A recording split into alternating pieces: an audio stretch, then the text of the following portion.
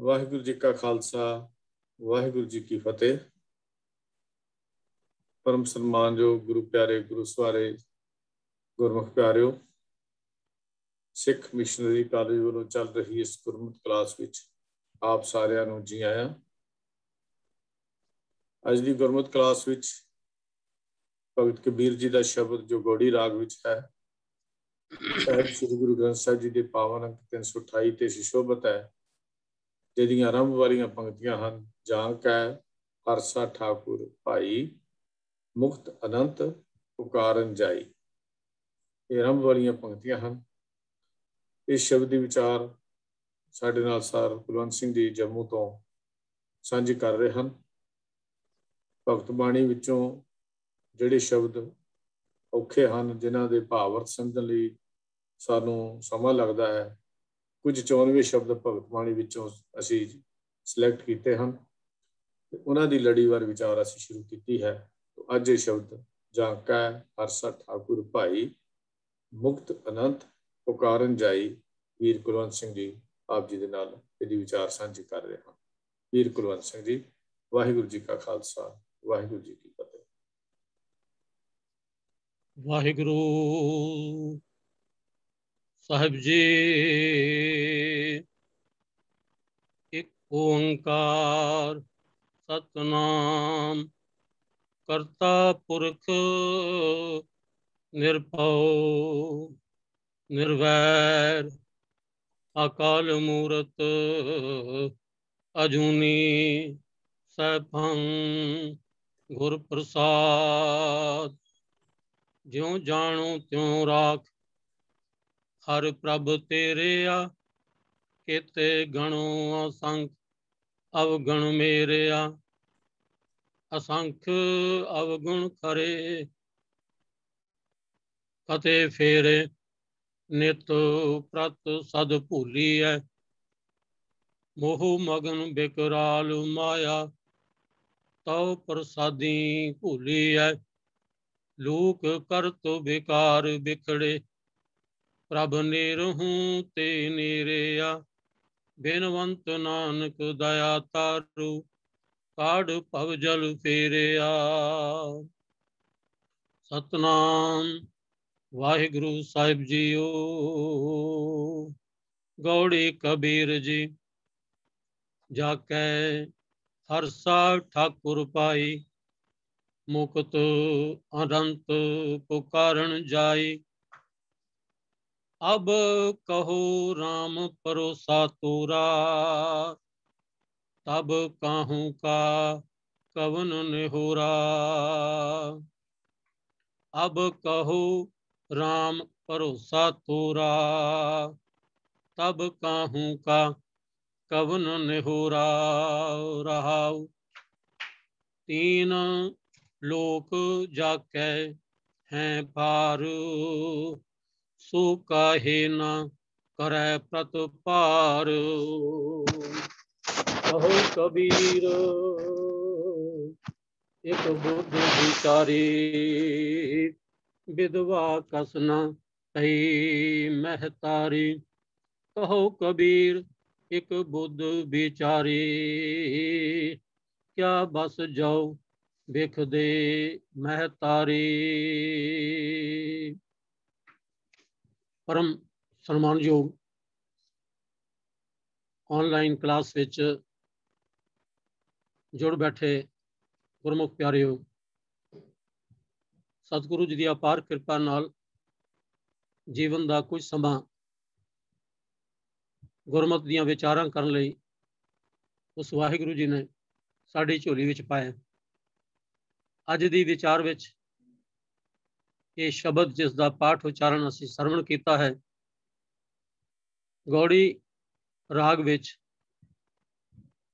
भगत कबीर जी का मुख वाक, जो कि गुरु ग्रंथ साहिब जी के पावन अंग 328 ते सुभायमान। अज दे शब्द का मुख भाव जो रहाउ दे बंद विच कबीर साहब जी ने दर्ज किया है। अब कहो राम भरोसा तोरा, तब काहू का कवन निहोरा। रहाउ इस पावन पंक्ति दे जो लफ्जी अर्थ ने, अब दा अर्थ है हुण, कहो मतलब आख, राम दा अर्थ है हे राम, ममा मुक्ता है, तो इसलिए संबोधन कारक विच इस अर्थ है हे राम, हे वाहिगुरु। भरोसा, विश्वास, तोरा, तेरा। तब, तदों, काहू का, किस दा, कवन केड़ा, निहोरा भाव एहसान, किस दी मोहताजी। तो कबीर साहब कहते ने, हे कबीर आख, हुण ये गल आख कि हे राम, हे वाहिगुरु, मैनू तेरा भरोसा है, तेरा ही भरोसा है। जदों ये शब्द उस वाहिगुरु अगे आखीदा है तो कबीर साहब कहते हैं तदों, तब, काहू का, किस दा, भाव किसी का भी नहीं, कवन केड़ा, फिर किसी की भी कोई मुथाजी नहीं रह जाती, किसी का भी कोई आसान निहोरा झलना नहीं पैंदा। मनुख निशंग होकर उस परमात्मा के सहारे, उस परमात्मा की टेक नाल, जिस दे सहारे जीवन मिलिया है, जिहड़ा इस जीवन को पालन वाला है, जिहड़ा इस जीवन की रक्षा करने वाला अकाल पुरख वाहिगुरु है, उसका सहारा मिल जाए, फिर होर किसी की दर दर की मनुख नूं मुथाजी करनी ही नहीं पैंदी। ये भरोसा एक ऐसा शब्द है जिस नूं समझना बहुत जरूरी है। असी जदों पंथक रहत मर्यादा विच शामिल कीती सिख रोजाना नेम की अरदास विच कुछ दानां दा जिक्र पढ़ते हाँ।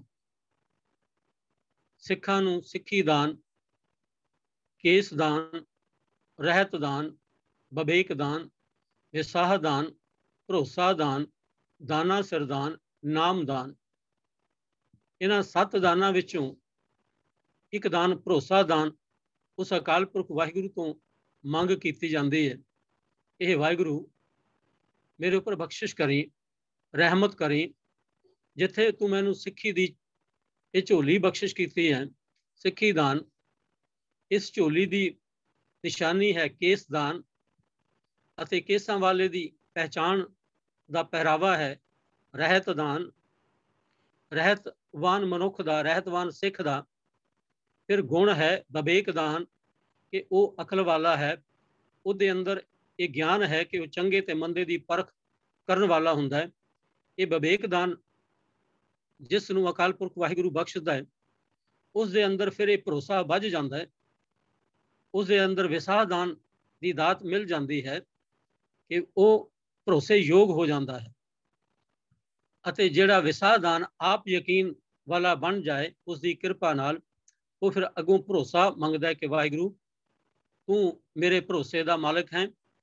भरोसे का अर्थ है बौड़ी करने वाला, जिससे यकीन पक्का किया जा सके। तो ये सारियां दातां, जो दाना का दान है नाम दान, गुरबाणी, इतिहास, गुरबाणी गुरु की सिक्ख्या, नाम दान, ज्ञान गुरबाणी का, ज्यों ज्यों असीं गुरबाणी नाल जुड़ते हाँ, ये भरोसा साडे जीवन का अंग बनता जाता है कि मैं एक परमात्मा तो बिना होर किसी ते टेक नहीं रखता।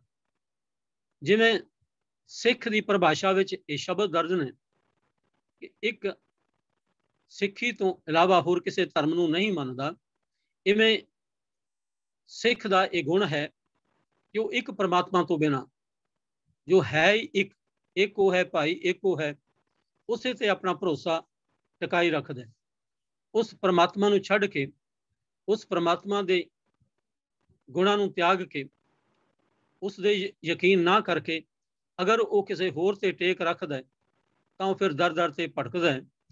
ते फिर इंज ही हुंदा है कि सुख कै हेत बहुत दुख पावत, सेव करत जन जन की, द्वारे द्वारे स्वान जो डोलत, ना सुध राम भजन की। क्योंकि उसनूं उस प्रभु परमेश्वर का भरोसा नहीं हुंदा, यकीन नहीं हुंदा, इसलिए वो डोलदा रहिंदा है अपनी जिंदगी विच, वो स्थिर नहीं रह पांदा। अते जदों स्थिर नहीं हुंदा फिर उसनूं जगह जगह की मुथाजी करनी ही पैंदी है।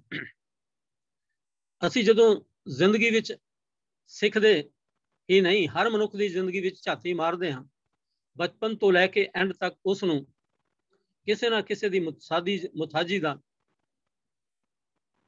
ਕਿਸੇ ਨਾ ਕਿਸੇ ਤੇ ਟੇਕ ਰੱਖਣ ਦੀ ਇੱਕ ਸੁਭਾਅ ਬਣ ਜਾਂਦਾ ਹੈ, ਕਿਉਂਕਿ ਜੀਵਨ ਦੀਆਂ ਕੁਝ ਲੋੜਾਂ ਨੇ। ਬਚਪਨ ਵਿੱਚ ਮਾਂ ਦੇ ਦੁੱਧ ਤੇ ਭਰੋਸਾ ਹੁੰਦਾ ਹੈ, ਉਸ ਤੋਂ ਬਿਨਾਂ ਹੋਰ ਕੁਝ ਚੰਗਾ ਨਹੀਂ ਲੱਗਦਾ, ਹਾਲਾਂਕਿ ਉਹ ਵੀ ਪਰਮਾਤਮਾ ਦੀ ਬਖਸ਼ਿਸ਼ ਨਾਲ ਉਸ ਨੂੰ ਮਿਲਦਾ ਜਾਂਦਾ ਹੈ। ਉਸ ਤੋਂ ਬਾਅਦ ਮਾਤਾ ਪਿਤਾ, ਭੈਣ ਭਰਾ, ਇਹਨਾਂ ਦੀ ਲੋੜ ਪੈਂਦੀ ਹੈ। ਫਿਰ ਜਿਉਂ ਵੱਡਾ ਹੁੰਦਾ, ਮਿੱਤਰ ਦੋਸਤਾਂ ਦੀ ਲੋੜ ਪੈ ਜਾਂਦੀ ਹੈ, ਉਹਨਾਂ ਦੇ ਉੱਪਰ ਟੇਕ ਵੀ ਰੱਖਦਾ ਹੈ ਕਿ ਇਹ ਮੈਨੂੰ ਸੁੱਖ ਦੇਣ ਵਾਲੇ ਨੇ। ਫਿਰ ਜਿਉਂ-ਜਿਉਂ ਵੱਡਾ ਹੁੰਦਾ ਹੈ, ਫਿਰ ਗ੍ਰਹਿਸਤੀ ਬਣਨ ਦਾ ਚਾਅ ਪੈਦਾ ਹੁੰਦਾ ਹੈ, ਫਿਰ ਗ੍ਰਹਿਸਤ ਦੀ ਲੋੜ ਮਹਿਸੂਸ ਹੁੰਦੀ ਹੈ। ਗ੍ਰਹਿਸਤ ਮਿਲ ਜਾਂਦਾ, ਫਿਰ ਬਾਲ ਬੱਚੇ ਚਾਹੀਦੇ ਨੇ। ਬਾਲ ਬੱਚੇ ਮਿਲ ਜਾਣ ਤੇ ਫਿਰ ਉਹਨਾਂ ਲਈ ਧਨ ਦੌਲਤ, ਪੈਸਾ ਚਾਹੀਦਾ, ਜਿਸ ਨਾਲ ਉਹਨਾਂ ਦਾ ਗੁਜ਼ਾਰਾ ਹੋ ਸਕੇ। ਇਸ ਤਰ੍ਹਾਂ ਸਾਰੀਆਂ ਲੋੜਾਂ ਦਾ ਮੁਤਾਜ ਇਹ ਬੰਦਾ ਸਾਰੀ ਜ਼ਿੰਦਗੀ ਬਚਪਨ ਤੋਂ ਅੰਤ ਤੱਕ ਇਹਨਾਂ ਲੋੜਾਂ ਦਾ ਮੁਤਾਜ ਬਣਿਆ ਰਹਿੰਦਾ, ਅਤੇ ਇਹਨਾਂ ਲੋੜਾਂ ਵਿੱਚੋਂ ਵੀ ਅੱਗੇ ਲੰਘਦਾ ਜਦੋਂ ਧਨ ਦੌਲਤ ਬਹੁਤ ਹੋ ਜਾਏ, ਪਰਿਵਾਰ ਵੀ ਮਿਲ ਗਿਆ, ਧਨ ਦੌਲਤ ਵੀ ਮਿਲ ਗਿਆ, ਫਿਰ ਉਸ ਧਨ ਨੂੰ ਹੋਰ ਵਧਾਉਣ ਦੀ ਤ੍ਰਿਸ਼ਨਾ ਜਾਗ ਜਾਂਦੀ ਹੈ। ਅਕੇ ਤ੍ਰਿਸ਼ਨਾ ਦੀ ਅੱਗ ਵਿੱਚ ਹੋਰ ਧਨ ਇਕੱਠਾ ਕਰਨਾ ਚਾਹੁੰਦਾ ਹੈ। ਇਸ ਦਾ ਕੋਈ ਅੰਤ ਹੀ ਨਹੀਂ ਹੁੰਦਾ, ਤੇ ਫਿਰ ਇੰਜ ਇਹ ਤ੍ਰਿਸ਼ਨਾ ਦੇ ਵਿੱਚ ਫਸਿਆ ਇਹਨਾਂ ਲੋੜਾਂ ਦਾ ਗੁਲਾਮ ਬਣਿਆ ਜ਼ਿੰਦਗੀ ਦਾ ਆਖਰੀ ਘੜੀਆਂ ਵਿੱਚ ਪਹੁੰਚ ਜਾਂਦਾ ਹੈ। ਨਾਵੇਂ ਧੌਲੇ ਉੱਭੇ ਸਾਹ, ਦਸਵੇਂ ਦੱਦਾ ਹੁਆ ਸੁਆ, ਗਏ ਸੇ ਗੀਤ ਪੁਕਾਰੀ ਤਾ, ਉੜਿਆ ਹੰਸ ਦਸਾਏ ਰਾਹ। ਕੀ ਇਹੀ ਮਨੁੱਖ ਦੀ ਜ਼ਿੰਦਗੀ ਹੈ ਕਿ ਸਾਰੀ ਜ਼ਿੰਦਗੀ ਇਹਨਾਂ ਲੋੜਾਂ ਦਾ, ਇਹਨਾਂ ਦੀ ਗੁਲਾਮੀ ਦਾ ਇਹ ਸ਼ਿਕਾਰ ਬਣਿਆ ਰਵੇ? ਤੇ ਸਤਿਗੁਰੂ ਨਾਨਕ ਦੇਵ ਜੀ ਕਹਿੰਦੇ ਨੇ, ਆਇਆ ਇਹ ਮਨੁੱਖ ਤਾਂ ਬਸ ਇੰਜ ਹੈ ਕਿ ਜ਼ਿੰਦਗੀ ਵਿੱਚ ਆਇਆ ਸੀ, ਫਿਰ ਚਲਾ ਗਿਆ, ਆਇਆ ਗਿਆ, ਮੋਇਆ ਨਾਮ, ਮਰਨ ਤੋਂ ਬਾਅਦ ਨਾਮ ਵੀ ਖਤਮ ਹੋ ਜਾਂਦਾ। ਫਿਰ ਕੌਣ ਯਾਦ ਰੱਖਦਾ ਕੌਣ ਸੀ ਮਨੁੱਖ? ਆਇਆ ਗਿਆ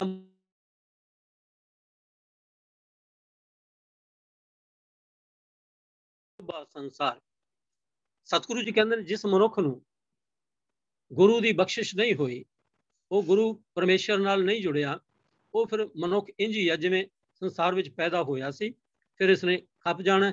ਬਸ ਇਸੇ ਨੂੰ ਜ਼ਿੰਦਗੀ, ਖਾਣਾ ਪੀਣਾ, ਹੱਸਣਾ ਸੌਣਾ, ਇਸੇ ਨੂੰ ਜ਼ਿੰਦਗੀ ਦਾ ਉਹ ਮਕਸਦ ਸਮਝਦਾ ਆਪਣੇ ਅਸਲ ਮਕਸਦ ਨੂੰ ਛੱਡ ਹੀ ਜਾਂਦਾ ਹੈ ਕਿ ਮੈਂ ਇਸ ਜ਼ਿੰਦਗੀ ਵਿੱਚ ਉਸ ਪਰਮਾਤਮਾ ਨਾਲ ਸਾਂਝ ਪਾਉਣ ਵਾਸਤੇ ਵੀ ਆਇਆ ਹਾਂ। ਇਸ ਜ਼ਿੰਦਗੀ ਵਿੱਚ ਉਹ ਜੀਵਨ ਜਿਉਣਾ ਜਿਸ ਵਿੱਚ ਕਿਸੇ ਦੀ ਮੁਤਾਜੀ ਨਾ ਹੋਵੇ, ਕਿਸੇ ਦਾ ਕੋਈ ਨਿਹੋਰਾ ਨਾ ਸਹਿਣਾ ਪਏ, ਕਿਸੇ ਦਾ ਅਹਿਸਾਨ ਨਾ ਸਹਿਣਾ ਪਏ। ਤੇ ਇਸ ਲਈ ਸਤਿਗੁਰੂ ਜੀ ਸਾਨੂੰ ਅਨੇਕਾਂ ਸ਼ਬਦਾਂ ਵਿੱਚ ਇਸ ਮੁਤਾਜੀ ਤੋਂ ਬਚਣ ਦਾ ਤਰੀਕਾ ਵੀ ਸਮਝਾਉਂਦੇ ਹਨ। ਗੁਰੂ ਸਾਹਿਬ ਜੀ ਦੇ ਬਚਨ, ਕਿਸ ਹੋਂ ਜਾਚੀ, ਮੈਂ ਕਿਸ ਦੇ ਅੱਗੇ ਯਾਚਨਾ ਕਰਾਂ? ਕਿਉਂਕਿ ਮਨੁੱਖ ਇਹਨਾਂ ਲੋੜਾਂ ਵਾਸਤੇ ਹਮੇਸ਼ਾ ਯਤਨਸ਼ੀਲ ਰਹਿੰਦਾ ਵੀ ਹੈ। ਇਹ ਲੋੜਾਂ ਉਸ ਪਰਮਾਤਮਾ ਨੇ ਪੈਦਾ ਵੀ ਕੀਤੀਆਂ ਹੋਈਆਂ, ਪਰ ਮਨੁੱਖ ਨੂੰ ਕੋਈ ਭਰੋਸਾ ਨਹੀਂ ਹੁੰਦਾ। ਉਹ ਭਰੋਸਾ ਆਪਣੇ ਆਪ ਤੇ ਕਰਨ ਲੱਗਦਾ, ਉਹ ਵਾਹਿਗੁਰੂ ਤੇ ਭਰੋਸਾ ਛੱਡ ਕੇ ਸਿਰਫ ਇਹ ਭਰਮ ਪਾ ਲੈਂਦਾ ਹੈ ਕਿ ਜੋ ਕੁਝ ਕਰਨ ਵਾਲਾ ਹਾਂ ਮੈਂ ਹੀ ਹਾਂ, ਮੈਂ ਹੀ ਧਨ ਦੌਲਤ ਕਮਾਉਣਾ, ਮੇਰੇ ਕਰਕੇ ਹੀ ਬੱਚੇ ਨੇ, ਮੇਰੇ ਕਰਕੇ ਹੀ ਧਰਮ ਹੈ, ਮੇਰੇ ਕਰਕੇ ਹੀ ਸੰਸਾਰ ਹੈ। ਇਸ ਮੈਂ ਮੇਰੀ ਵਿੱਚ ਫਸ ਕੇ ਉਹ ਮਨੁੱਖ ਫਿਰ ਦਰ ਦੀਆਂ ਠੋਕਰਾਂ ਤਾਂ ਖਾਂਦਾ, ਪਰ ਉਸ ਪ੍ਰਭੂ ਪਰਮੇਸ਼ਰ ਨਾਲ ਜੁੜਨ ਦਾ ਯਤਨ ਹੀ ਨਹੀਂ ਕਰਦਾ। ਪਰ ਸਤਿਗੁਰੂ ਜੀ ਇਹ ਸਮਝਾਉਣ ਦਾ ਯਤਨ ਕਰਦੇ ਨੇ ਕਿ ਮਨੁੱਖ ਜਦੋਂ ਇਹ ਸਮਝੇ ਕਿ ਉਸ ਵਾਹਿਗੁਰੂ ਤੋਂ ਬਿਨਾਂ ਜੀਵਨ ਦਾ ਹੋਰ ਕੋਈ ਪੱਕਾ ਸਾਥੀ ਨਹੀਂ, ਉਸ ਵਾਹਿਗੁਰੂ ਤੋਂ ਬਿਨਾਂ ਜੀਵਨ ਦੀ ਹੋਰ ਕੋਈ ਟੇਕ ਨਹੀਂ, ਉਦੋਂ ਮਨੁੱਖ ਇਹ ਬਚਨ ਆਖਦਾ ਆਪਣੀ ਜ਼ਬਾਨ ਤੋਂ ਕਿ ਮੈਂ ਕਿਸ ਹੋਰ ਅੱਗੇ ਯਾਚਨਾ ਕਰਾਂ? ਮੈਂ ਜੇ ਮੰਗਣਾ ਹੀ ਹੈ ਤਾਂ ਕਿਉਂ ਨਾ ਆਪਣੇ ਮਾਲਕ ਤੋਂ ਮੰਗਾ, ਆਪਣੇ ਪਰਮੇਸ਼ਰ ਤੋਂ ਮੰਗਾ, ਵਾਹਿਗੁਰੂ ਤੋਂ ਮੰਗਾ। ਇਸ ਲਈ ਗੁਰੂ ਪਾਤਸ਼ਾਹ ਜੀ ਦੇ ਬੋਲ ਨੇ, ਕਿਸ ਹੋਂ ਜਾਚੀ, ਕਿਸ ਆਰਾਧੀ, ਜਾਂ ਸਭ ਕੋ ਕੀਤਾ ਹੋ ਸੀ।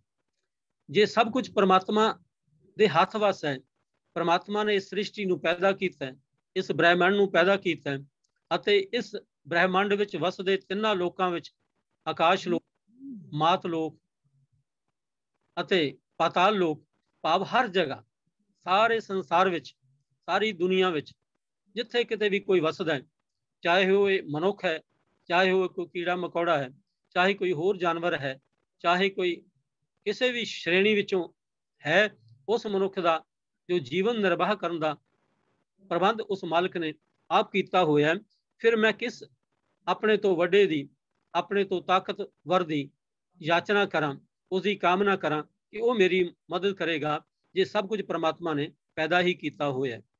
किस हों जाची, किस आराधी, जा सबको किया हो सी, क्योंकि जो जो दिसै वड्डा वडेरा, सो सो खाकू रलसी। जिन्हां वड्डे वडेरियां दी, जिन्हां ताकतवरां दी, जिन्हां धनवानां दी मैं खुशामद करदा हां कि वो मेरी मदद करने वाले हैं, अंत भी तो उन्होंने भी खाकी हो जाने, इसलिए मैं क्यों उन्होंने भरोसे टिका रहा। वो तो यही गल आख के अपने आप नूं उस वाहिगुरू दे सहारे छोड़ता है, छड़ दिंदा है कि हर जीओ, हे वाहिगुरू जी, हर जीओ तेरी दाती राजा, मैं तो तेरियां दित्तियां दातां नाल ही रज सकदा हां। मानस बपड़ा क्या सलाही, क्या तिसका मोहताज। फिर मैं होर किस दी एक मनुख विचारे नूं उस नूं क्यों सलाहां, एक मनुख दी खुशामदी क्यों करा, क्या उसकी मुथाजी सेहड़ा, ये सब कुछ देने वाला तू मालिक आप ही है। भगत सदना जी ने एक पुराने कहानी, मिथिहासक कहानी का जिक्र करके अपनी बाणी विच एक सुंदर गाथा लिखी है कि कोई राजा, राजे दी लड़की, उसके उपर कोई नौजवान जेड़े अंदर उस राजे दी लड़की नाल मिलन दी चाह पैदा हुई, उस नाल उसने अपना विआह कराउण दा मन बनाया अते उसने भेख धारण करके, साधुओं वाला भेख धारण करके उस राजे दी लड़की दे महलां विच जा वड़िया। पर जदों उत्थे फसन दा उत्थे मजबूर हो गया कि हुण उहदा पोल खुल जाना, तां उसने उस लड़की दे कहण ते ही क्या कि तू साधु है, तू अपनी उस परमात्मा दे अगे आसरा, उस परमात्मा दे अगे अरजोई कर, अरदास कर। ते उस पुरानी कहानी विच ये जिक्र आउंदा है कि ज्यों उसने मन करके अपने उस डर करके उस वाहिगुरू ते भरोसा किया, उस मालिक की कामना की कि वाहिगुरू इस मुसीबत तो हुण तू बचा, मैं अगे तू ये भेख जो धारण किया है ये नहीं धारण करांगा अते सही मार्ग ते तुरांगा। तां भगत सदना जी कहते हैं कि उस कामी मनुख की, उस स्वार्थी मनुख की पैज भी वाहिगुरू ने रख ली उस मिथिहासक गाथा के अनुसार। तां फिर हे वाहिगुरू तू मेरी लाजपत क्यों नहीं रखेगा। निरप कन्या के कारण है, भगत सदना जी दे बोल ने, निरप कन्या राजे दी कन्या दे कारण है, एक भया भेख धारी। कामार्थी काम दे वस होया, स्वार्थी स्वार्थ दे वस होया, कामार्थी स्वार्थी वाकी पैज सवारी, ओदी भी पैज वाहि परमात्मा ने रख ली, वाहिगुरू ने रख ली है। फिर मैं क्यों ना उस वाहिगुरू दे ही लड़ लगा रहा कि जिसनों मैं मुसीबत विच काम परे हर सिमरी है, कोई काम पै जाता तो याद करता हाँ, अगे पिछे भुल ही जाता हाँ। फिर क्यों ना हर समय उस वाहिगुरू ते ही टेक रखा, उससे ही भरोसा रखा, क्योंकि उसके भरोसे विच रहा, उसकी टेक लिया ही जीवन के हर सुख नूं मान सकीदा है, प्राप्त कर सकीदा है। क्योंकि ये जदों यकीन बज जाए कि उसकी शरण विच रहा, वाहिगुरू के भरोसे विच रहा, जीवन के अंदर कोई दुख आ ही नहीं सकता। भगत सदना जी कहते हैं तब गुण कहाँ जगत गुरा जो कर्म न नास है।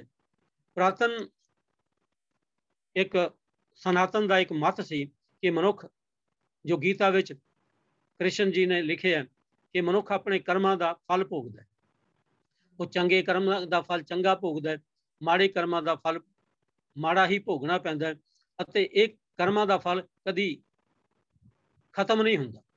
पर गुरमत ने जदों गुरु नानक पातशाह जी ने सिख धर्म की बुनियाद रखी, उत्थे इस गल नूं भी गुरु पातशाह जी ने नवे एंगल तो, नवी सोच तो साडे सामने रखिया कि किते ये भुलेखा खा के कि मेरे हुण कर्म माड़े ने, मैं तो पहले ही गलत राह ते तुरिया होया हाँ, हुण इन्हां दी सज़ा तो मैनूं भोगनी ही पैनी है। फिर वो मनुख होर होर कर्म करता रहिंदा है, मुड़ मुड़ उन्हां कर्मां विच लगा रहिंदा है।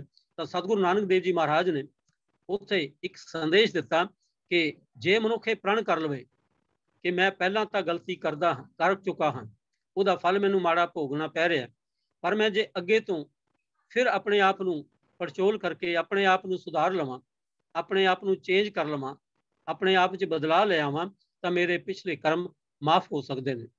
ਉਹ ਵਾਹਿਗੁਰੂ ਬਖਸ਼ਿੰਦ ਵੀ ਹੈ। ਜਿੱਥੇ ਉਹ ਦਾਤਾਂ ਦੇਣ ਵਾਲਾ ਹੈ, ਜਿੱਥੇ ਉਹ ਰੋਜ਼ੀ ਦੇਣ ਵਾਲਾ ਹੈ, ਉੱਥੇ ਸਾਡੇ ਕੀਤੇ ਪਾਪਾਂ ਨੂੰ ਬਖਸ਼ਣ ਵਾਲਾ ਵੀ ਹੈ। ਪਰ ਇਹ ਸ਼ਰਤ ਹੈ, ਪਿਛਲੇ ਔਗਣ ਬਖਸ਼ ਲਿਓ, ਪ੍ਰਭ ਆਗੇ ਮਾਰਗ ਪਾਵੈ। ਅੱਗੇ ਤੇ ਉਸ ਵਾਹਿਗੁਰੂ ਦੇ ਦੱਸੇ ਰਾਹ ਤੇ ਤੁਰਦਿਆਂ ਜੀਵਨ ਬਤੀਤ ਕਰਨ ਦਾ ਪ੍ਰਣ ਕਰ ਲਏ, ਫਿਰ ਪਿਛਲੇ ਕਰਮ, ਪਿਛਲੇ ਕੀਤੇ ਪਾਪ ਵੀ ਨਾਸ਼ ਹੋ ਸਕਦੇ ਹਨ। ਤੋ ਭਗਤ ਸਧਨਾ ਜੀ ਨੇ ਵੀ ਇਹੋ ਜਿਹੀ ਇੱਕ ਉਪਦੇਸ਼ ਕੀਤਾ ਸੀ ਉਸ ਸ਼ਬਦ ਦੇ ਅੰਦਰ, ਤਬ ਗੁਣ ਕਹਾਂ ਜਗਤ ਗੁਰਾ ਜੋ ਕਰਮ ਨਾ ਨਾਸੈ। हे ਵਾਹਿਗੁਰੂ, ਫਿਰ ਤੇਰੀ ਕੀ ਵਡਿਆਈ ਹੋਈ ਜੇ ਤੇਰੀ ਭਗਤੀ ਕਰਦੇ ਹਾਂ, ਜੇ ਤੇਰੇ ਨਾਮ ਵਿੱਚ ਜੁੜੇ ਹਾਂ, ਜੇ ਤੇਰੇ ਰਾਹ ਤੇ ਚੱਲੇ ਹਾਂ, ਮੇਰੇ ਜੀਵਨ ਦੇ ਪਿਛਲੇ ਕਰਮ ਨਾਸ਼ ਨਹੀਂ ਹੁੰਦੇ, ਫਿਰ ਕਾਹਦੀ ਵਡਿਆਈ ਹੋਈ। ਇਹ ਤਾਂ ਇੰਜ ਹੈ ਜਿਵੇਂ ਕੋਈ ਸ਼ੇਰ ਦੀ ਸ਼ਰਨ ਵਿੱਚ ਜਾ ਕੇ ਗਿੱਦੜਾਂ ਤੋਂ ਡਰੀ ਜਾਵੇ। ਫਿਰ ਉਸ ਸ਼ੇਰ ਦੀ ਸ਼ੇਰਤਾਈ ਕੀ ਹੋਈ, ਉਸ ਸ਼ੇਰ ਦੀ ਬਹਾਦਰੀ ਕੀ ਹੋਈ ਜਿਸ ਸ਼ੇਰ ਦੀ ਸ਼ਰਨ ਵਿੱਚ ਰਿਹਾ ਗਿੱਦੜਾਂ ਦਾ ਵੀ ਡਰ ਬਣਿਆ ਰਹੇ। ਇਵੇਂ हे ਵਾਹਿਗੁਰੂ, ਤੂੰ ਤਾਂ ਸਾਰੇ ਸੁੱਖਾਂ ਦਾ ਦਾਤਾ ਹੈ, ਤੇ ਤੇਰੀ ਸ਼ਰਨ ਵਿੱਚ ਆ ਕੇ ਮੇਰੇ ਪਿਛਲੇ ਜਿਹੜੇ ਵਿਕਾਰ ਨੇ, ਮੇਰੇ ਪਿਛਲੇ ਜਿਹੜੇ ਪਾਪ ਨੇ, ਇਹਨਾਂ ਤੋਂ ਮੈਂ ਕਿਵੇਂ ਆਪਣੇ ਆਪ ਨੂੰ, ਜੇ ਮੈਂ ਮੁੜ ਕੇ ਇਹਨਾਂ ਵਿੱਚ ਹੀ ਫਸਣਾ, ਫਿਰ ਤੇਰੀ ਸ਼ਰਨ ਵਿੱਚ ਜਾਣ ਦਾ ਕੀ ਲਾਭ ਹੈ। ਇਹ ਤਾਂ ਬਸ ਇੰਜ ਹੋਵੇਗਾ ਜਿਵੇਂ ਬਬੀਹਾ ਚਾਤਰਿਕ ਇੱਕ ਬੂੰਦ ਦੀ ਖਾਤਰ ਆਪਣਾ ਮੁਖ ਉੱਪਰ ਖੋਲ ਕੇ ਬਾਰਿਸ਼ ਦੀ ਇੱਕ ਬੂੰਦ ਦੀ ਮੰਗ ਕਰਦਾ ਹੈ, ਪਰ ਜੇ ਸਾਰੀ ਜ਼ਿੰਦਗੀ ਉਹ ਇਸੇ ਮੰਗ ਵਿੱਚ ਹੀ ਲੱਗਾ ਰਹੇ ਕਿ ਇੱਕ ਬੂੰਦ ਦੇ, ਇੱਕ ਬੂੰਦ ਦੇ, ਤੇ ਸਾਰੀ ਜ਼ਿੰਦਗੀ ਉਹ ਤੜਫ ਤੜਫ ਕੇ ਮਰ ਜਾਏ ਪਿਆਸਾ ਹੀ, ਅਤੇ ਉਸ ਦੇ ਮਰਨ ਤੋਂ ਬਾਅਦ ਭਾਵੇਂ ਸਮੁੰਦਰ ਉਹਦੇ ਕੋਲ ਆ ਜਾਏ, ਉਸ ਦਾ ਕੋਈ ਲਾਭ ਨਹੀਂ। ਜੇ ਮਨੁੱਖ ਬੇੜੀ ਵਿੱਚ ਤਰ ਰਿਹਾ ਹੋਵੇ ਅਤੇ ਤਰਦਿਆਂ ਤਰਦਿਆਂ ਤੂਫਾਨ ਆ ਜਾਏ, ਡੁੱਬ ਜਾਏ, ਅਤੇ ਡੁੱਬਦਿਆਂ ਡੁੱਬਦਿਆਂ ਉਸ ਦਾ ਕੋਈ ਮਲਾ ਉਸ ਨੂੰ ਬਚਾ ਨਾ ਸਕੇ, ਉਹ ਡੁੱਬ ਕੇ ਹੀ ਮਰ ਜਾਏ, ਉਸ ਤੋਂ ਬਾਅਦ ਉਹਨੂੰ ਮਰਨ ਤੋਂ ਬਾਅਦ, ਡੁੱਬਣ ਤੋਂ ਬਾਅਦ ਅਗਰ ਬੇੜੀ ਮਿਲ ਜਾਏ, ਡੂਬ ਗਏ ਨੌਕਾ ਮਿਲੇ, ਜੇ ਡੁੱਬਣ ਤੋਂ ਬਾਅਦ ਉਹਨੂੰ ਕਿਸ਼ਤੀ ਆ ਵੀ ਗਈ ਬਚਾਉਣ ਵਾਲੀ, ਉਸ ਦਾ ਕੀ ਲਾਭ ਹੈ।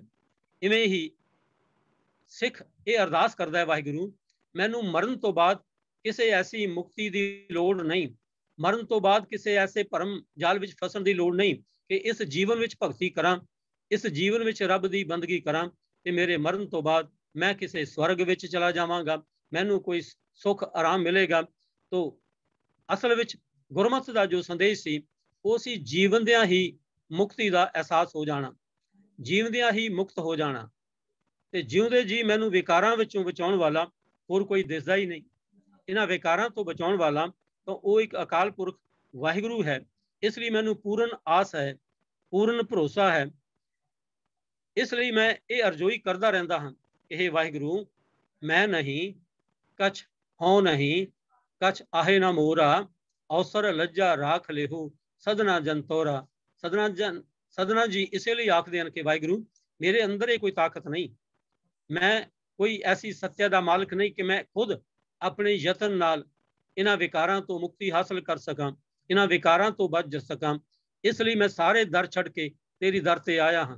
ਹੁਣ ਤੇਰੇ ਦਰ ਤੇ ਆਉਣ ਦਾ ਲਾਭ ਇਹੀ ਹੈ ਕਿ ਮੈਨੂੰ ਇਸ ਜੀਵਨ ਦੇ ਵਿੱਚ ਹੀ ਇਹਨਾਂ ਵਿਕਾਰਾਂ ਤੋਂ ਬਚਾ ਕੇ, ਇਸ ਜੀਵਨ ਵਿੱਚ ਹੀ ਮੇਰੀ ਲਾਜ ਸ਼ਰਮ ਰੱਖ, ਅਵਸਰ ਲੱਜਾ ਰਾਖ ਲਿਓ, ਮੇਰੀ ਜ਼ਿੰਦਗੀ ਵਿੱਚ ਇੱਜ਼ਤ ਬਣਾਈ ਰੱਖ, ਕਿਉਂਕਿ ਇਹ ਸਦਨਾ ਤੇਰਾ ਬਣ ਗਿਆ ਹੈ।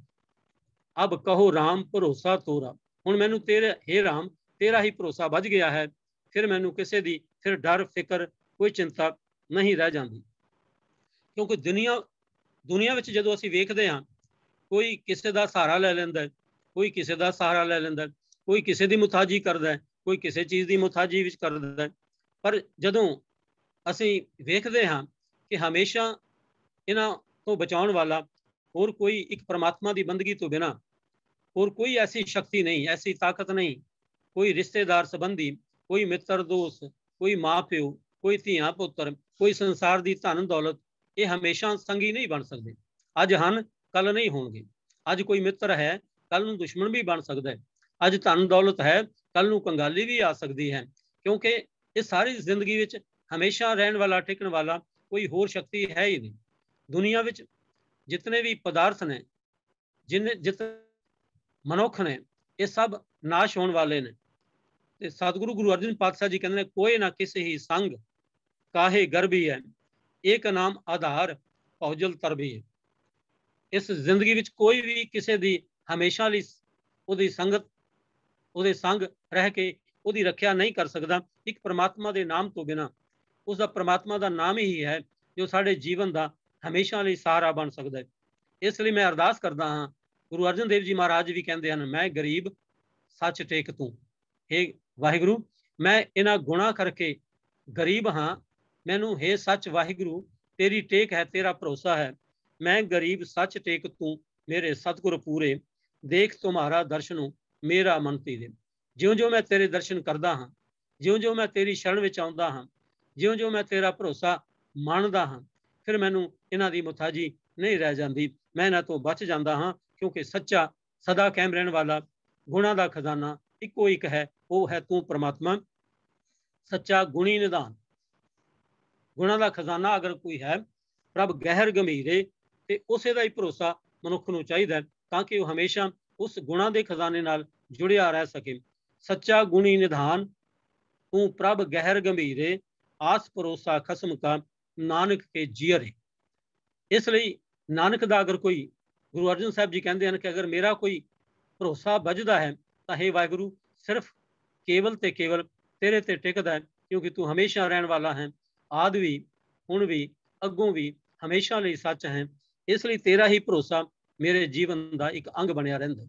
इत्थे एक सवाल ये भी पैदा होंदा है कि की परमात्मा दे सहारे रह के बाकी सब कुछ छड़ देना चाहिए, बाकी कोई काम कर नहीं करना चाहिए।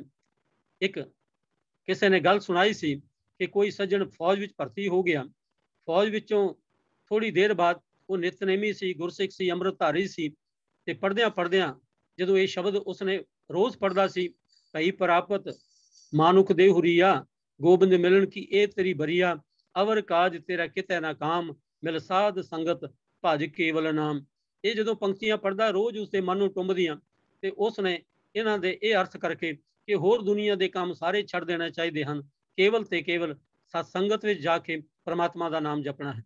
उसने नौकरी भी छड़ दी, घर वालियां पूछया भी हुण की करेगा, कहते साध संगत में नाम जपांगा। तो उसने सत्संग बनाई और सत्संग में आप फिर बाबा बन के भी बैठ गया, आप संत बन के बैठ गया, तो इंज वो रोजी छड़ी इस इधर बाबावाद फैलाने का कारण बनया, क्योंकि गुरबाणी का ये शब्द उसनों सही समझ विच ना आ सकिया।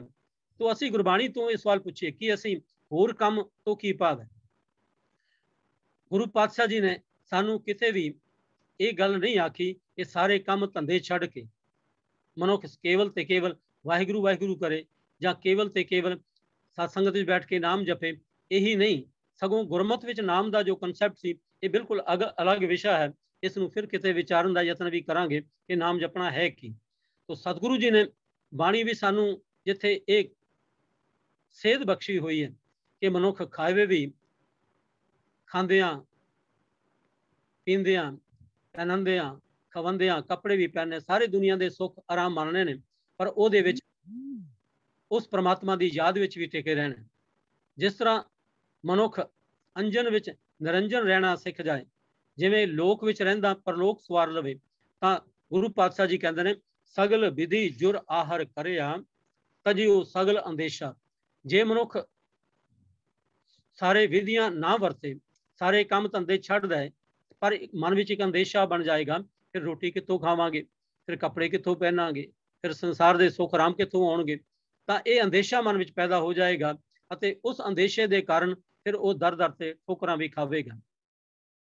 गुरु नानक साहब जी ने जोगियां भी इसे करके समझाया सी कि तुहाडी मां कुछ अजी है, उसने ये तो दसिया कि इस संसार में दुख ने, इस संसार में मेहनत करनी पैंदी है, ये तो समझाया, पर उन्हां दुखों का टाकरा करना किवें है। तुसीं तां उसका गलत अर्थ करके घर बार छड़ के जंगलों में आके पहाड़ों दी कुंदरां में आके बैठ गए हो, तो फिर जो लोड़ पैंदी है उन्हां गृहस्थियां के घर जाके फिर मंगते हो।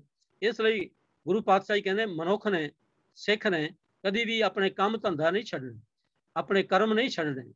वो तो हाथ पाँव कर काम सब चीत नरंजन नाल दा राह अपनाना गुरसिख ने, ताकि वो सगल विधि जुर आहर करे, सारिया विधियां करके अपने काम धंधे भी चलाना, ते मन में अंदेशा नहीं रखना, भरोसा वाहिगुरु ते टेक रखनी है कि मैं कर्म करना, वाहिगुरु मैनू दातां देने वाला है, सबना जियां का एक दाता है, वो दातां देगा, तो मैं उस दे सारे अपना जीवन जिस भाने विच भी रखेगा मैं रवांगा, कारज सगल आरंभ्यो घर का, ठाकुर का भरोसा।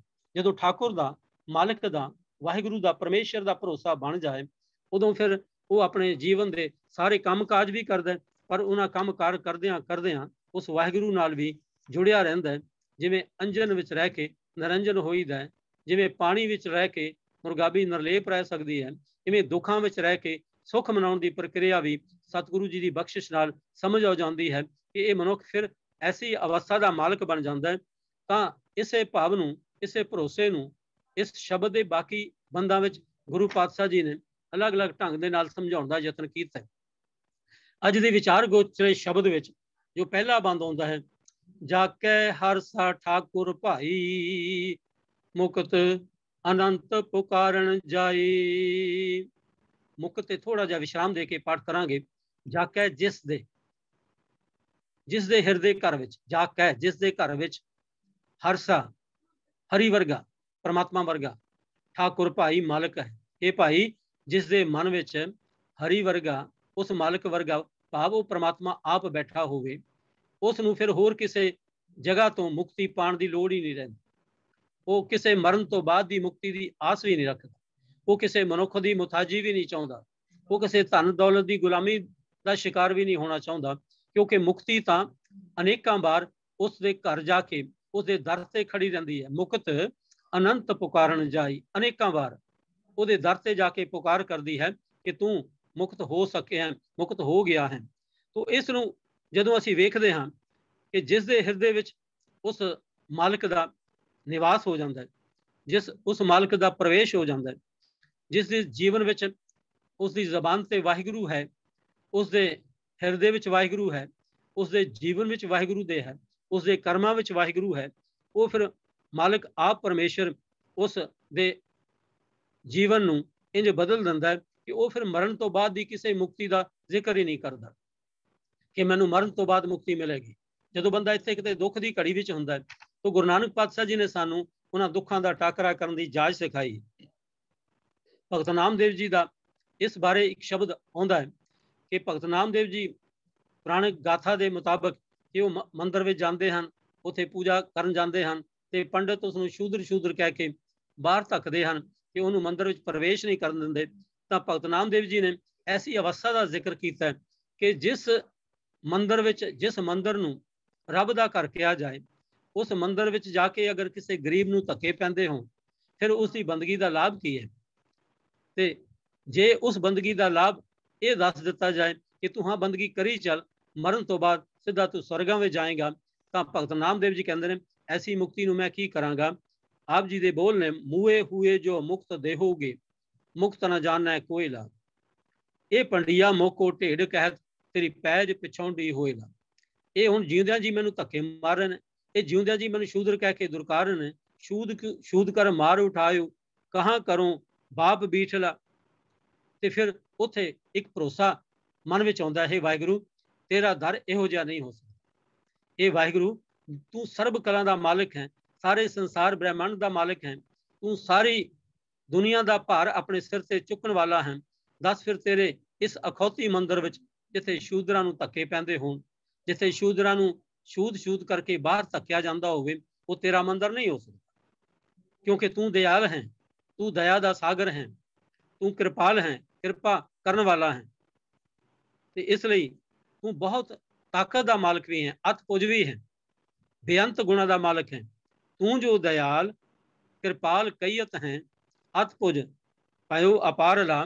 तो फिर भाणा वरतदा है। नामदेव जी कहते हैं फिर मैनू समझ आ गई कि हुण इस मंदिर विच परमात्मा नहीं है, परमात्मा हर जगह व्यापत है। मैं जिधर भी वेखदा हाँ उधर ही उधर मैनू ये द्योहरा दिखाई दिंदा है। फेर दिया द्योहरा नामे को पंडियन को पिछवारला। फिर उस पुरातन कहानी मुताबिक कि द्योहरा फिर गया अते पंडितां वाल पिठ हो गई अते नामदेव जी वाल द्योहरे दा मूँह हो गया। तो कहण तो भाव सी कि असल विच जदों परमात्मा दे दर ते जाइए उत्थे फिर कोई शूदर नहीं, कोई उच्ची जात दा नहीं, कोई नीवीं जात दा नहीं, उत्थे कोई किसी नूं छूत छूत करके मार उठाउण वाला नहीं, क्योंकि भरोसा अकाल पुरख वाहिगुरू दा है ते वाहिगुरू सबना दा मालिक है। तो इसलिए जिन्हां दी जीवन विच उस परमात्मा दी भरोसा, परमात्मा दे भरोसा वध जाता है।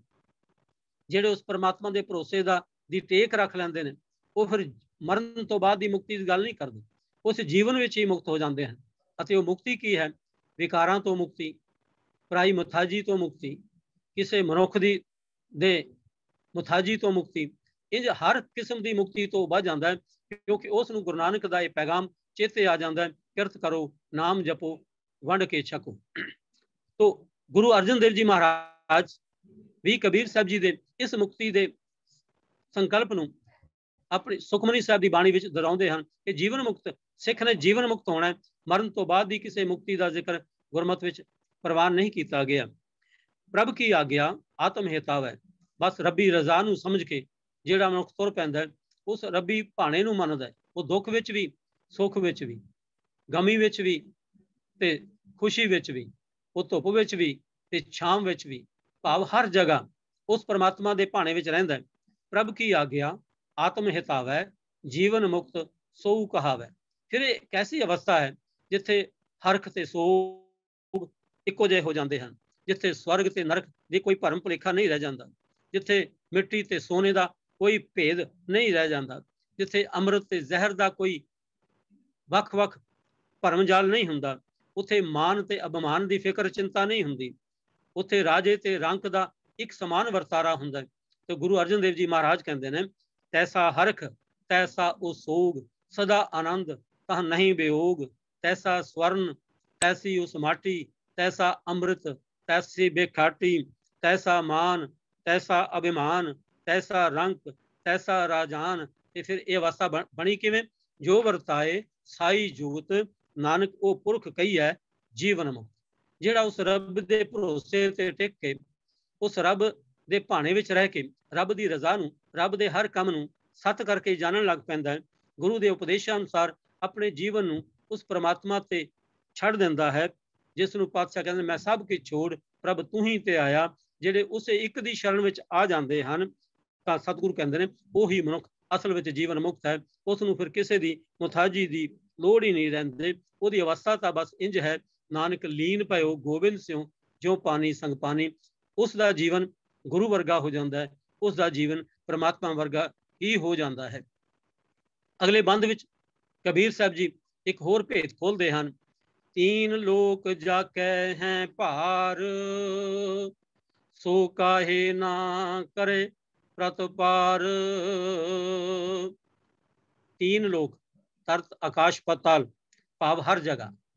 ये कितने पताल ने, कितने आकाश ने, कितने धरतियां ने, इसकी गिनती मिनती नहीं की जा सकती। तो लेकिन इत्थे एक प्रचलित है कि तीन लोक ने, तो इसका अर्थ है सारा संसार, हर जगह। तीन लोक जाके हैं पार, भाव हर जगह परमात्मा का ही सहारा है, परमात्मा ही उन्हों का भार सहारदा है, परमात्मा ही सब नूं ये जीवन दान, ये पालन की अवस्था बख्शदा है। जदों मनुख के अंदर ये भार बढ़ जाता है, फिर ये भरोसा पक्का हो जाता है कि जे सारी दुनिया में दीनन की प्रतिपाल करे, नित संत उबार गनीमन धारै, पच पशु नग नाग नराद सर्व समय सबको प्रतिपार। जो सब की पालना करने वाला है, सो काहे ना करे प्रतिपार, फिर वो मेरी प्रतिपालना नहीं करेगा। ये यकीन बढ़ जाता है उस भरोसे का कि फिर उसनूं दर दर की मुथाजी नहीं सारनी पैंदी। वो तो गुरु दसे राह ते तुर के अपने जीवन की कार विहार भी करता है, धर्म की किरत भी करता है। हमें जदों असीं गुरबाणी विच कबीर साहब जी के होर श्लोक पढ़ते हैं, होर शब्द पढ़ते हैं, उहदे विच शब्द गुरु अर्जन देव जी महाराज जी का भी स्पष्ट करना मंगता है, जिहदे विच गुरु अर्जन पातशाह जी कबीर साहब बारे आखते हैं, बुनना तनना त्याग कै प्रीत चरण कबीरा, नीच कुला जोराहरा भयो गुणी गहीरा। जे ये भरोसा नहीं कि वह परमात्मा जे सारे संसार नूं पालन वाला है अते वो मेरी पालना नहीं करेगा, तो फिर उस नूं किवें उहदा भरोसा समझा जाएगा। तो कबीर साहब बारे गुरु अर्जन देव जी महाराज कहते हैं कि उन्होंने बुनना तनना त्याग के परमात्मा नाल प्रीत बना लई अते नीच कुल दा होंदियां भी वो गुणा का खजाना बन गया। तो इस भाव नूं स्पष्ट करने की लोड़ है कि कबीर साहब ने अपनी किरतकार छड़ दी, ਬੁੰਨਾ ਤੰਨਾ ਤਿਆਗ ਦਿੱਤਾ? ਨਹੀਂ, ਇਹ ਤਾਂ ਇੱਕ ਤਰੀਕਾ ਸੀ ਸਮਝਾਉਣ ਦਾ ਕਿ ਜਿਵੇਂ ਇਹਨਾਂ ਭਗਤਾਂ ਨੇ, ਜਿਨ੍ਹਾਂ ਨੂੰ ਉਸ ਵਕਤ ਦੇ ਲੋਕ ਸ਼ੂਦਰ ਕਰਕੇ ਦੁਰਕਾਰਦੇ ਸਨ, ਕੋਈ ਟਿਕਾਣਾ ਨਹੀਂ ਸੀ, ਪਰ ਜਦੋਂ ਜਦੋਂ ਇਹ ਪ੍ਰਮਾਤਮਾ ਨਾਲ ਜੁੜੇ, ਜਿਨ੍ਹਾਂ ਨੂੰ ਉਸ ਪ੍ਰਮਾਤਮਾ ਦੇ ਗੁਣਾਂ ਦੀ ਸਾਂਝ ਮਿਲੀ, ਉਹਨਾਂ ਨੇ ਆਪਣਾ ਜੀਵਨ ਚਰਿਆ ਬਦਲ ਲਈ ਅਤੇ ਉਹ ਜੀਵਨ ਐਸਾ ਬਣਾ ਲਿਆ ਕਿ ਹਾਥ ਪਾਉ ਕਰ ਕਾਮ ਸਭ ਚੀਤ ਨਰੰਜਨ ਨਾਲ।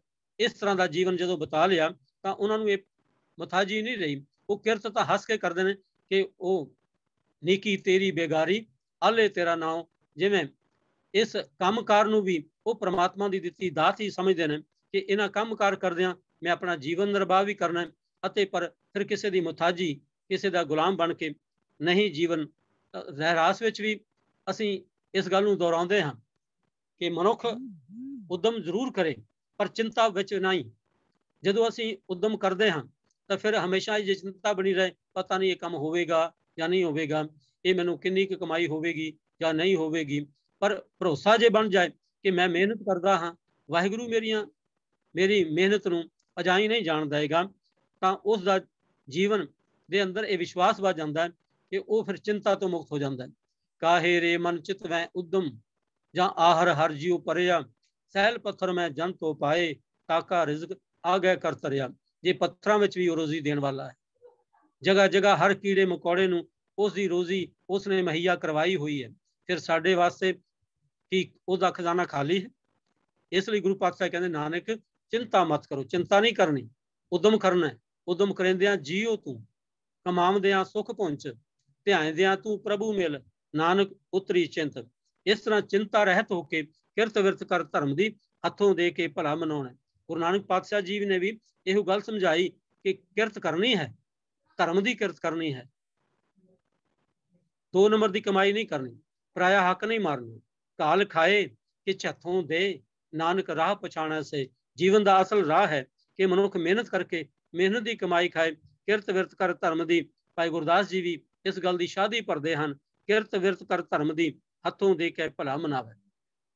ਕਿਰਤ ਵੀ ਕਰੇ ਅਤੇ ਉਸ ਕਿਰਤ ਵਿੱਚੋਂ ਜਿੱਥੇ ਆਪਣਾ ਰੋਜ਼ਗਾਰ ਚਲਾਉਂਦਾ ਉੱਥੇ ਹੋਰ ਲੋੜਵੰਦਾਂ ਦੀ ਮਦਦ ਵੀ ਕਰਨ ਦੇ ਯੋਗ ਬਣ ਜਾਂਦਾ ਹੈ। ਰੱਬ ਨੇ ਹੱਥ ਦਿੱਤੇ ਨੇ ਤਾਂ ਕਿ ਇਹਨਾਂ ਹੱਥਾਂ ਨਾਲ ਜਿੱਥੇ ਸੇਵਾ ਕਰਨੀ ਹੈ ਉਹਨੇ ਉੱਥੇ ਇਹਨਾਂ ਹੱਥਾਂ ਨਾਲ ਆਪਣੀ ਧਰਮ ਦੀ ਕਿਰਤ ਵਿਰਤ ਕਰਕੇ ਆਪਣਾ ਜੀਵਨ ਨਿਰਵਾਹ ਵੀ ਕਰਨਾ ਹੈ। ਕਿਰਤ ਵਿਰਤ ਕਰ ਧਰਮ ਦੀ ਖੱਟ ਖਵਾਲਣ ਕਾਰ ਕਰੇ ਹੀ ਵੀ ਭਾਈ ਗੁਰਦਾਸ ਜੀ ਆਖਦੇ ਹਨ।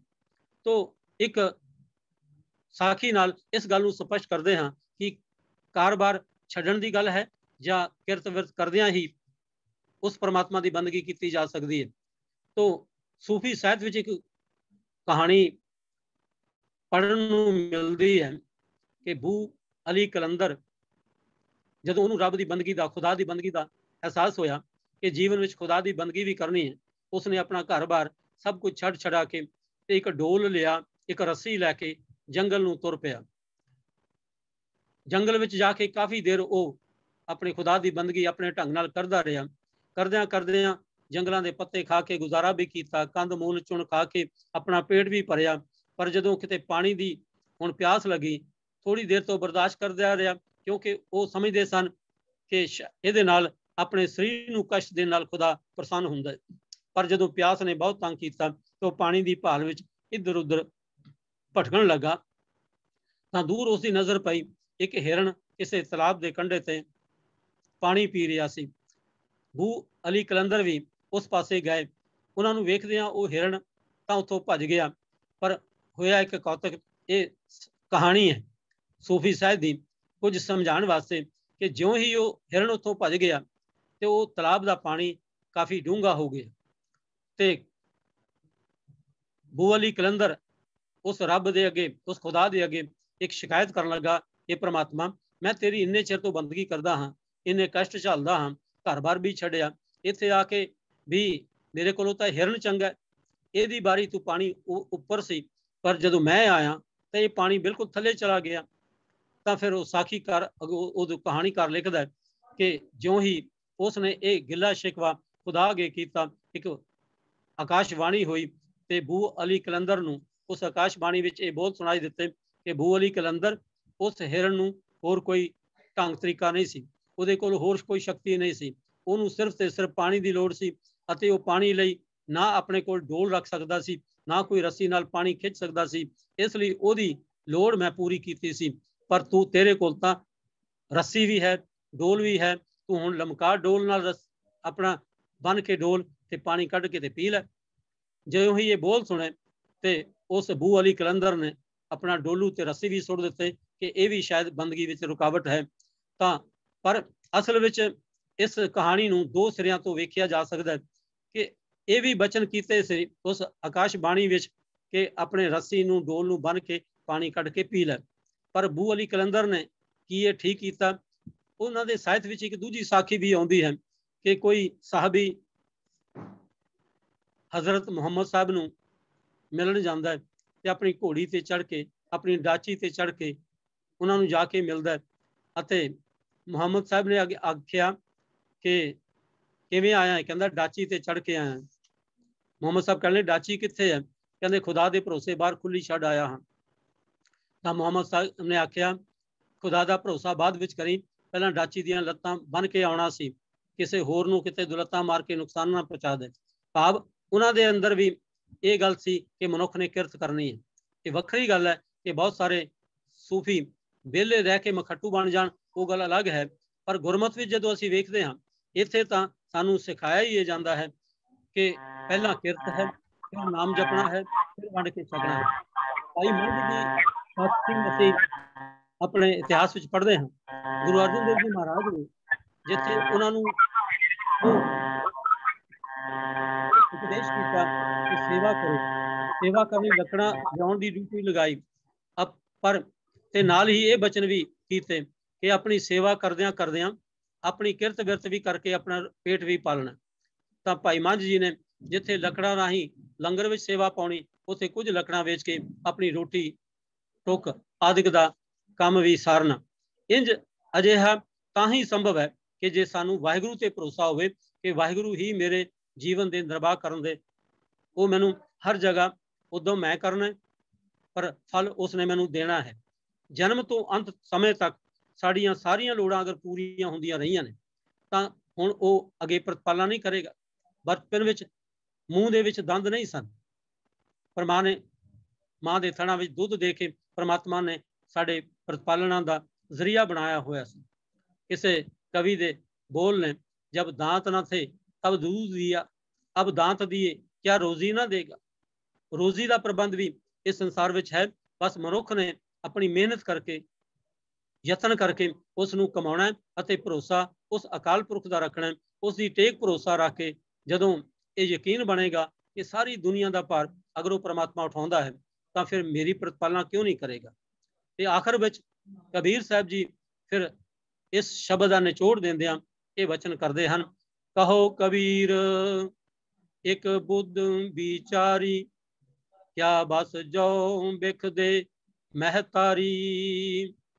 ਕਬੀਰ ਸਾਹਿਬ ਜੀ ਬੜੀ ਸੁੰਦਰ ਗੱਲ ਇੱਥੇ ਨਿਚੋੜ ਦਿੰਦਿਆਂ ਇਸ ਸ਼ਬਦ ਦਾ, ਉਸ ਪ੍ਰਮਾਤਮਾ ਤੇ ਭਰੋਸਾ ਕਰਨ ਦਾ ਸਾਨੂੰ ਯਕੀਨ ਦਿਲਾਉਂਦੇ ਹਨ ਕਿ ਕਬੀਰ ਸਾਹਿਬ ਆਖਦੇ ਨੇ, ਹੇ ਕਬੀਰ ਆਖ ਕਿ ਮੈਂ ਤਾਂ ਇੱਕ ਇਹ ਅਕਲ ਦੀ ਗੱਲ ਸੋਚੀ ਹੈ, ਮੇਰੀ ਇਹ ਸੋਚ ਬਣੀ ਹੈ, ਇੱਕ ਬੁੱਧ ਵਿਚਾਰੀ, ਇਹ ਮੇਰੀ ਬੁੱਧੀ ਵਿੱਚ ਆਇਆ, ਮੇਰੀ ਸੋਚ ਵਿੱਚ ਆਇਆ, ਮੈਂ ਇਸ ਦੀ ਵਿਚਾਰ ਕੀਤੀ ਹੈ ਕਿ ਪਾਲਣ ਵਾਲਾ ਉਹ ਗੁਰਦੇਵ ਮਾਤਾ ਪਿਤਾ ਦੇ ਸਮਾਨ ਹੈ।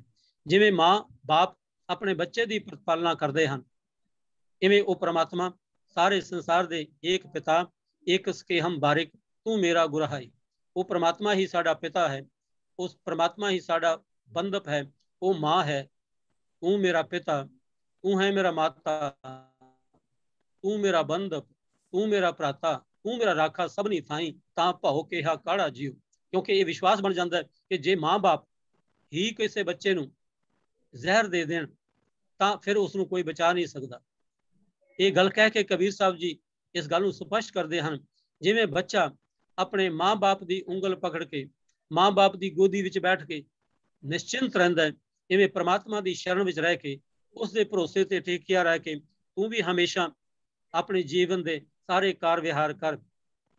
ਗੁਰੂ ਅਰਜਨ ਦੇਵ ਜੀ ਮਹਾਰਾਜ ਇਸ ਗੱਲ ਨੂੰ ਇੰਜ ਬਿਆਨ ਕਰਦੇ ਹਨ ਕਿ ਵਾਹਿਗੁਰੂ ਤੇਰਾ ਭਰੋਸਾ ਹੈ, ਤੇਰੇ ਭਰੋਸੇ ਮੈਂ ਜ਼ਿੰਦਗੀ ਦੇ ਸਾਰੇ ਕੌਤਕ ਕਰਦਾ ਹਾਂ। ਭਾਵੇਂ ਅਸੀਂ ਗਲਤੀਆਂ ਕਰ ਜਾਂਦੇ ਹਾਂ, ਭੁੱਲਦੇ ਵੀ ਹਾਂ, ਗਲਤੀਆਂ ਵੀ ਕਰ ਜਾਂਦੇ ਹਾਂ, ਪਰ ਤੂੰ ਪਿਤਾ ਹੈ, तू माया है, तू मां है, तू सानू बख्श भी लैंदा है। तेरा भरोसा प्यारे मैं लाड लडाया, भूलें चूकें बारिक तू हर पिता माया। इसलिए हुण मैनू होर किसी का भरोसा नहीं, होर मैं किसी ते टेक नहीं रखदा, तेरी ही टेक है। अते हे वाहिगुरु हों मान तान करूं तेरा, हों जानू आपा मैनू तेरा ही मान है, तेरी ही ताकत का भरोसा है, अते मैं तैनू अपना ही समझदा। हों जानू आपा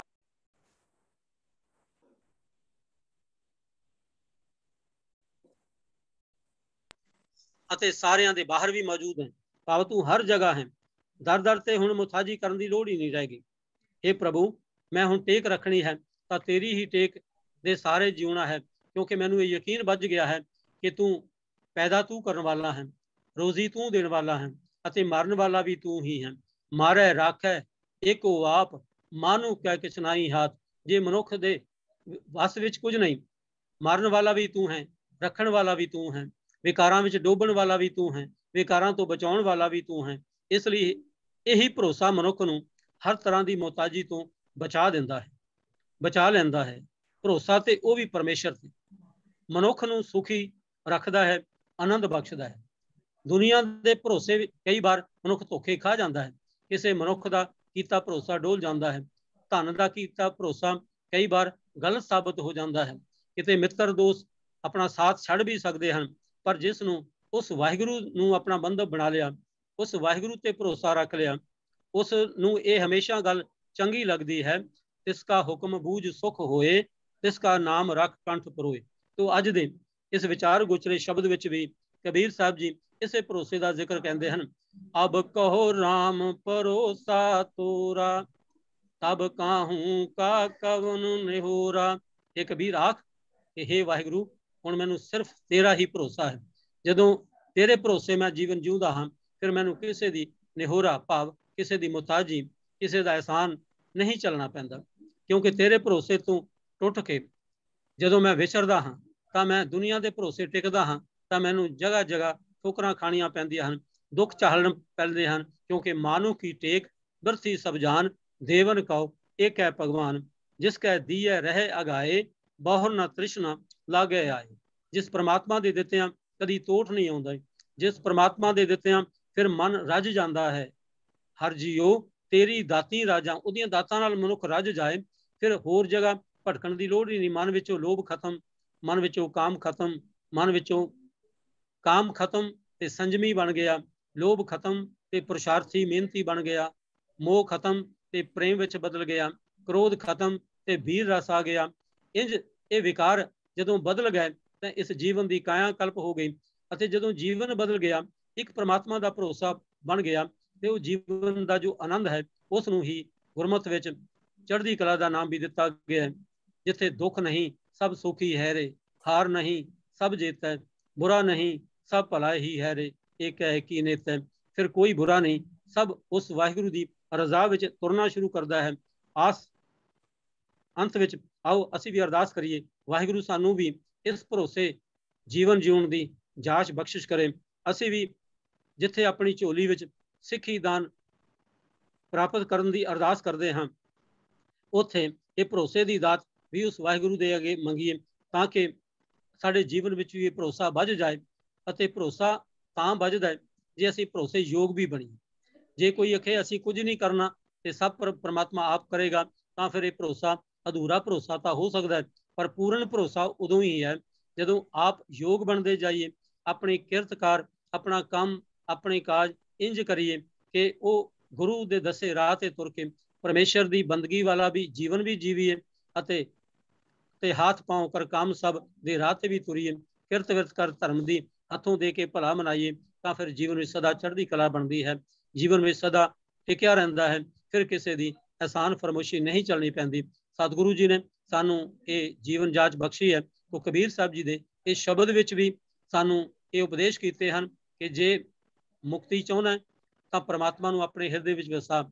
ਜੇ ਤੂੰ ਰੋਜ਼ੀ ਦੀ ਖਾਤਰ ਭਟਕਦਾ ਹੈ ਤਾਂ ਉਸ ਪਰਮਾਤਮਾ ਤੇ ਭਰੋਸਾ ਕਰ, ਜਿਸ ਪਰਮਾਤਮਾ ਨੇ ਸਾਰੇ ਸੰਸਾਰ ਨੂੰ ਪਾਲਣ ਦਾ ਜ਼ਿੰਮਾ ਲਿਆ ਹੋਇਆ ਹੈ। ਇਹ ਸੋਚ ਰੱਖ, ਜੇ ਵਾਹਿਗੁਰੂ ਮਾਰੇਗਾ ਤਾਂ ਦੁਨੀਆ ਦੀ ਕੋਈ ਤਾਕਤ ਨਹੀਂ ਬਚਾ ਸਕਦੀ। ਇਸ ਲਈ ਵਾਹਿਗੁਰੂ ਦੀ ਸ਼ਰਨ ਵਿੱਚ ਟਿਕਿਆ ਰਹਿ, ਉਹ ਹੀ ਸਾਡਾ ਮਾਂ ਹੈ, ਉਹੀ ਸਾਡਾ ਬਾਪ ਹੈ, ਉਹੀ ਸਾਡੀ ਪਾਲਣਾ ਕਰਨ ਵਾਲਾ ਹੈ। ਜਿਉਂ-ਜਿਉਂ ਇਹ ਭਰੋਸਾ ਪੱਕੇਗਾ ਫਿਰ ਦਰ-ਦਰ ਦੀ ਮੁਤਾਜੀ ਖਤਮ ਹੋ ਜਾਵੇਗੀ। ਇਹ ਲੋਕ ਵੀ ਸੁਖੀ, ਪਰਲੋਕ ਵੀ ਸੋਹਲੇ। ਇਹ ਲੋਕ ਦੁਨੀਆਦਾਰੀ ਜੋ ਕੰਮ ਧੰਦਾ ਕਰਦੇ ਹਨ, ਇਹ ਲੋਕ ਹੈ ਅਤੇ ਪਰਲੋਕ ਹੈ ਸਾਡਾ ਅਧਿਆਤਮਿਕ ਜੀਵਨ, ਸਾਡੇ ਅੰਦਰੋਂ ਵਿਕਾਰਾਂ ਦੀ ਮੁਕਤੀ, ਸਾਡੇ ਅੰਦਰੋਂ ਵਿਕਾਰਾਂ ਦਾ ਖਾਤਮਾ। ਇਹ ਲੋਕ ਅਤੇ ਪਰਲੋਕ ਦੋਨੋਂ ਵੀ ਸਾਰੇ ਸਫਲ ਹੋ ਜਾਂਦੇ ਹਨ। ਕਿਰਤ ਵਿਰਤ ਸਫਲ ਹੋ ਜਾਂਦੀ ਹੈ, ਮਨ ਵਿਕਾਰਾਂ ਤੋਂ ਰਹਿਤ ਹੋ ਜਾਂਦਾ ਹੈ ਅਤੇ ਜੀਵਨ ਹਸੰਦਿਆਂ ਖਿਲੰਦਿਆਂ ਵਿੱਚ ਹੋਵੇ ਮੁਕਤ ਦੇ ਰਾਹ ਤੇ ਤੁਰਨ ਲੱਗ ਪੈਂਦਾ ਹੈ। ਇਤਨੀਆਂ ਕੋ ਬੇਨਤੀਆਂ ਪ੍ਰਾਪਤ ਕਰਨਾ, ਹੋਈਆਂ ਭੁੱਲਾਂ ਦੀ ਖਿਮਾ। ਫਤਿਹ ਬੁਲਾਓ ਜੀ। ਵਾਹਿਗੁਰੂ ਜੀ ਕਾ ਖਾਲਸਾ, ਵਾਹਿਗੁਰੂ ਜੀ ਕੀ ਫਤਿਹ।